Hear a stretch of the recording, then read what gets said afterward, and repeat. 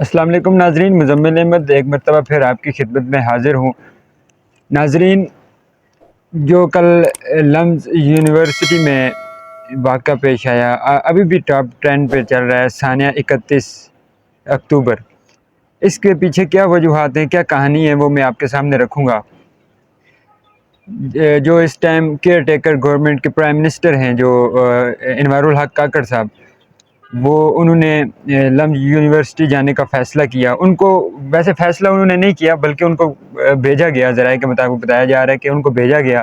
پتہ نہیں کس طرح وہ گئے، کس لیے گئے، کیا سوچ کر وہ گئے۔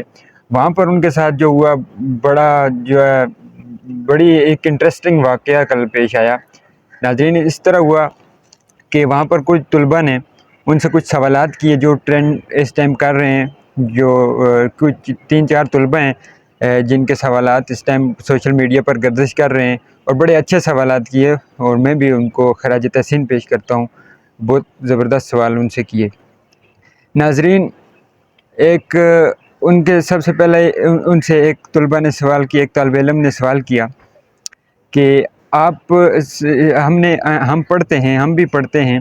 آئین اور قانون کو، ہم نے دیکھا ہے، تو آپ یہ بتائیں کہ 90 دن میں انتخابات ہو جانے چاہیے تھے، آپ ادھر کیا کر رہے ہیں اور انتخابات کیوں نہیں ہوئے؟ ایک سوال یہ تھا، اور دوسرا ایک سوال یہ تھا کہ وہ بھی فیمیل تھی، انہوں نے جو سوال کیا، انہوں نے کہا کہ میں آپ کی میں تذلیل نہیں کر رہی، بےزتی نہیں کر رہی،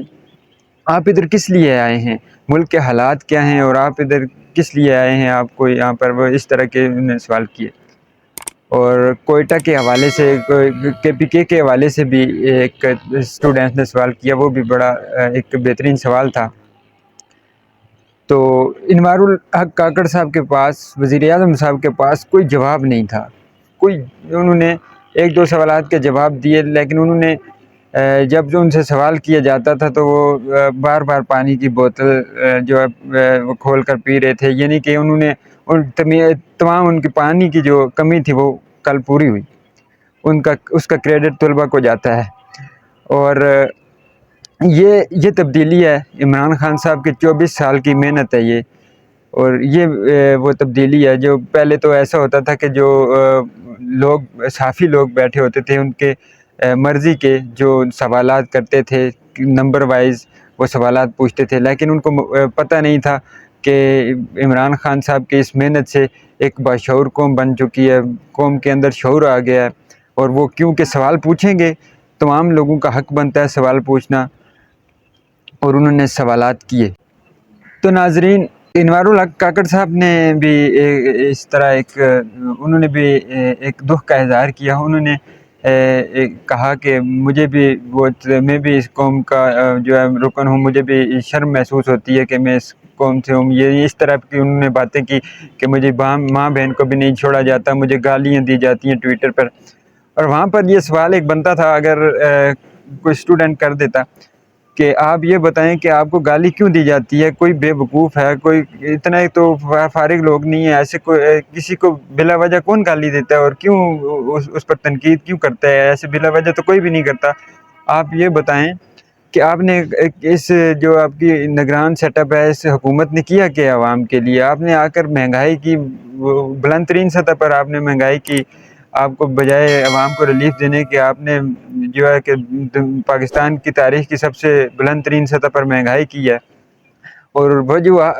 یہ وجہ آپ کو بتانی چاہیے، آپ کو خود سوچنا چاہیے کہ آپ کو عوام کس وجہ سے گالیاں دیتی ہے، کس وجہ سے آپ سے ناراض ہیں لوگ۔ اور دوسری جو شیخ رشید صاحب نے پریس کانفرنس کی، اس کے حوالے سے شیخ رشید صاحب نے کہا کہ فوج ہماری جو ہے بڑی، ان کی فوج کی تعریفیں کی، انہوں نے فوج کے متعلق انہوں نے بیان دیا، بڑی اس سے ان کی تعریفیں کی گئی، اور انہوں نے کہا کہ لعنتی کردار تھا جو 9 مئی کا واقعہ ہے، اس حوالے سے انہوں نے کہا۔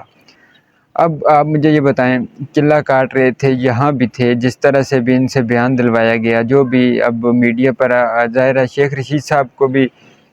کچھ دنوں کے لیے انہوں نے جس طرح سے قید رکھا، جس طرح ان پر تشدد بھی کیا گیا ہے، غالباً جب وہ انٹرویو دینے آئے تھے، میں پہلے بھی بتا چکا ہوں، ان کے ساتھ جس طرح کیا گیا۔ تو شیخ صاحب نے بڑی تعریفیں کی فوج کی اور کچھ جرنیلوں کی، اور کرنی بھی چاہیے، جو اس قابل ہے اس کی تعریف کریں، جو لوگ اس ٹائم جن کا قصور ہے، جن کی غلطیاں ہیں، ان کی تعریف ہرگز نہ کریں، اور جن کی غلطی کی بنتی ہے اس پر ہم تنقید کر سکتے ہیں، اس میں کوئی ایسی بات نہیں ہے، تنقید کرنا ہمارا حق ہے۔